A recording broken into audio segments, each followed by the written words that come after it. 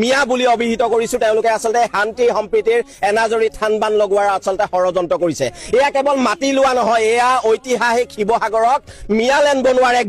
blueprint আৰু এই মিয়াৰ ব্লুপ্ৰিন্টক শিৱসাগৰবাসীৰ লগতে জাতীয় সংগ্ৰামী সেনাই কোনো কাৰণতে সহ্য নকৰে সফল হ'বলৈ নিদিও এই কথা স্পষ্ট কৰি দিছো আজি আমি শিৱসাগৰৰ কুৱামৰা সত্ৰ য'ত অবৈধ মিয়াই আচলতে মাটি ক্ৰয় কৰিছে তাত জাতীয় সংগ্ৰামী সেনা কেন্দ্ৰীয় সমিতিৰ লগতে শিৱসাগৰ জিলা সমিতিৰ এটা সজাতি দলে ইয়াত আমি সৰজমিন তদন্ত কৰিবলৈ আহিছো আৰু সৰজমিন তদন্ত কৰিবলৈ আহি আমি এটা কথা দেখি খুব আচৰিত অনুভৱ কৰিছো যি ঠাইত মিয়াই মাটি লৈছে সেই ঠাইৰ কাষতে আমাৰ খিলঞ্জীয়া গোখাই মহন্ত আমাৰ কলিতা আজি মানুহৰ আচলতে মাটি আছে গতিকে এনেকুৱা এটা ঠাইত কিহৰ কাৰণে কাৰ চৰ্ত চায়ত আচলতে এই মিয়াই মাটি ল'বলৈ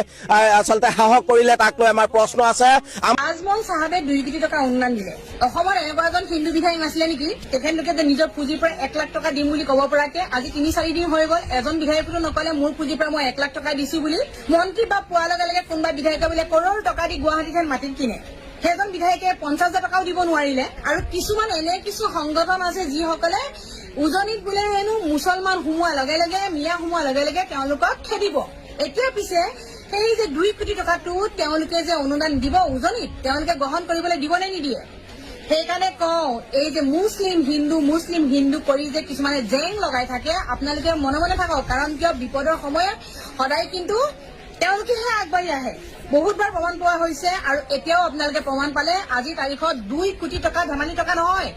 আৰু আজমল চাহাবক এটাই অনুৰোধ কৰিব বিচাৰো যে আপুনি পইচাখিনি নিজে বিতৰণ কৰক যদি আপুনি বেলেগক দিয়ে নহয় তাত অংক আহি পৰিব কাৰণ কমিছনৰ অংক আহি পৰিব কাকো বিশ্বাস কৰিব নোৱাৰি আৰু পানী যে সোমাইছে পানীখিনি কিন্তু মুছলিমৰ পানী হিন্দু পানী ভাগ কৰি সোমোৱা নাই হিন্দু মুছলিম একে ঠাইতে গৈছে সেইকাৰণে সকলো আমি ককাই ভাই অসমখন সদায় এনেদৰে থকাটো বিচাৰো যে হিন্দু মুছলিম সকলো মিলি ককাই ভাইৰ দৰে থাকিব লাগে মিলা প্ৰীতিৰে থাকিব লাগে তাত কিছুমানে যে ফেচবুকত আহি চিঞৰি থাকে হিন্দু মুছলিম এইবিলাক কোৱাটো বাদ দিয়ক এয়া এটা আপোনাৰ ডাঙৰ শিক্ষা সহায় কৰাজনে প্ৰকৃত বন্ধু মনত ৰাখি থব সকলো